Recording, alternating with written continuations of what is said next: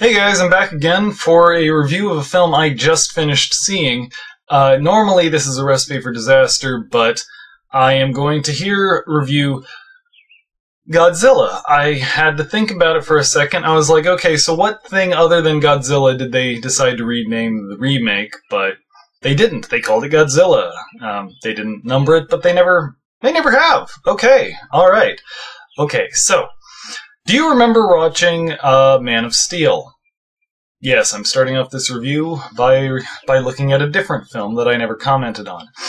But at the end of Man of Steel, spoilers if you haven't seen it, there's this huge fight between Superman and General Zod. Now, one of my complaints in my review of Superman Returns was that it was yet another fight between a bald man and a god. And I was just thinking, boy, I wish they had shown Superman vs. Doomsday, Superman vs. Metallo, Superman vs. Brainiac, or anything big. And the movie makers there were like, oh, well, you want to see a fight between Superman and someone else who's basically a living god? Well, fine. Screw you. Here's what it looks like in real life. And they did. It was devastating. It was horrifying. It was too big. At no point were you not aware of how much destruction and death was happening around this fight. It was horrifying. You're like, oh my god, why? Not in a Superman film, no! Where did that belong? That belonged in a Godzilla film. Was it in the Godzilla film? No, it was not! That was the problem. This Godzilla film was too small. It tried to be big. It tried to... Lovecraftian. That's the word you were trying to go for. You were trying to show in this film gods. In fact, yeah, there's this moment where Hunky McWhite Hero is with the general people, and this is a very Americanized Godzilla, by the way. It's a very American approach here. But yeah, the guy, one of the Sarazawa with two eyes. Not gonna complain, but anyway, he says they are basically gods, and Hunky goes, monsters, yeah, and that was supposed to be the theme, gods and monsters. It was supposed to be overwhelming, and they tried, but they failed.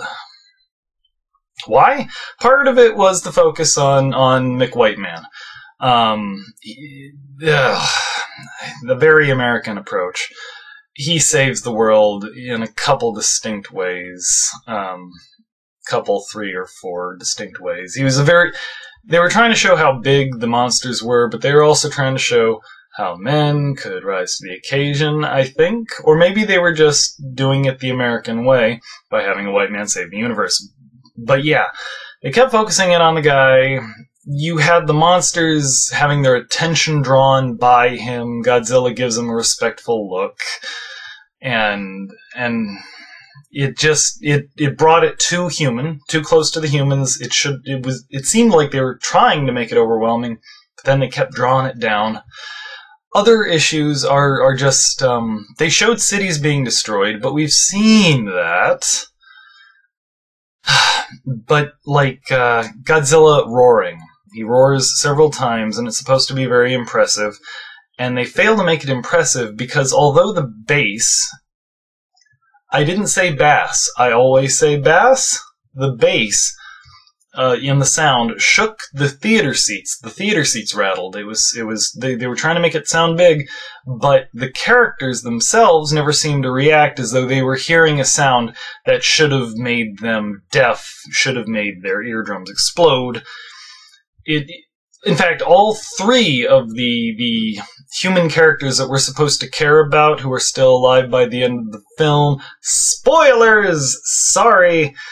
Yeah, they all got close enough to Godzilla when he let out a big roar that they should have all been deaf, and they weren't.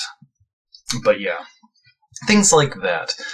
It was that scale thing, and it was that hero saves the world thing. Yeah, it just wasn't big enough. And in all respects, I mean, I'm holding this up to a different standard than I would hold up even other Godzilla films, because they waited 10 years to release one. I mean, Godzilla films are not high art. I like Godzilla films, and they are not high art. I've had laughable moments. The last one, no, oh, the last one was hilarious, but the second to last one, third to last, I've lost track, but they have moments that spoil the bigness. But this one, they had the effects and all the artistic ideas to make it really, really big, and they didn't succeed.